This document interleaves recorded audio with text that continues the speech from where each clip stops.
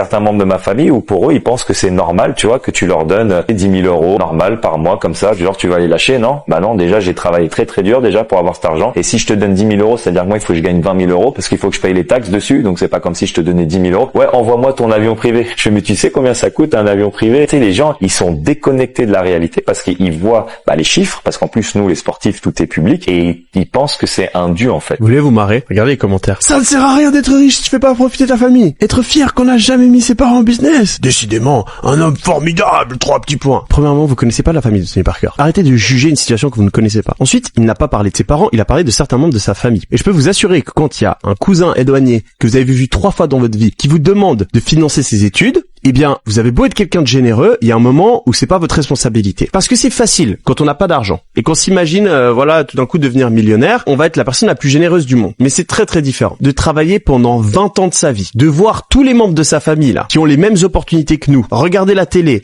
être bien confort dans leur travail, et ensuite, quand vous avez fait les efforts, quand vous avez sacrifié votre temps, quand vous avez fait tout ce qu'il faut pour réussir et faire des millions, là il y a tout le monde qui vient et il y a tout le monde qui vous demande de faire profiter. Si vous avez envie de le faire à ce moment-là, vous êtes généreux et force à vous. Mais si vous décidez de ne pas partager ou de ne pas tout partager, de ne pas être OK d'envoyer un jet privé à votre cousin, vous n'êtes pas une mauvaise personne, c'est votre droit.